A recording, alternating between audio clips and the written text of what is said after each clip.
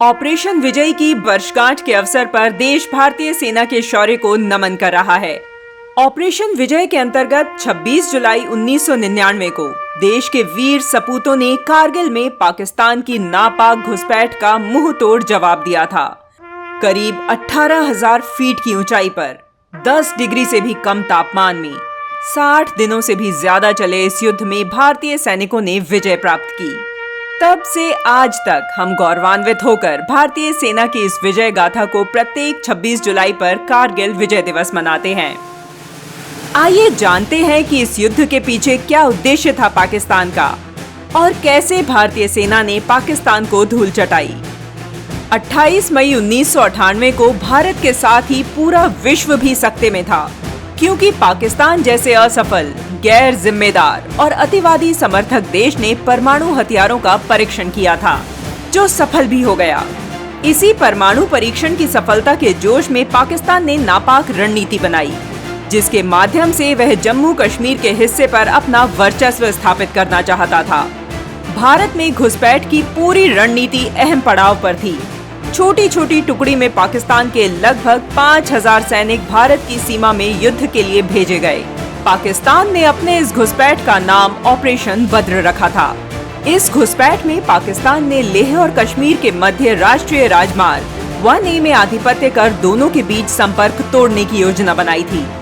इस क्षेत्र में आधिपत्य जमाने से कश्मीर से संपर्क टूटने की पूरी संभावना थी, जिसके बाद पाकिस्तान अतिरिक्त सैनिकों को बुलाकर कश्मीर में भी हमला कर सकता था।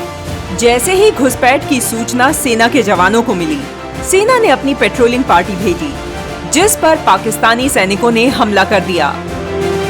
8 मई को ऑपरेशन विजय की घोषणा कर पाकिस्तानी सैनिकों को खदेड़ना आरंभ किया। ऑपरेशन विजय आरंभ होते ही भारतीय सेना पूरे जोश के साथ पाकिस्तानी सेना पर टूट पड़ी।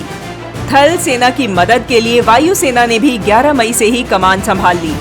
ऑपरेशन विजय के अंतर्गत द्रास, टाइगर हिल और बटालिक क्षेत्र के लिए ऑपरेशन चलाए गए थे।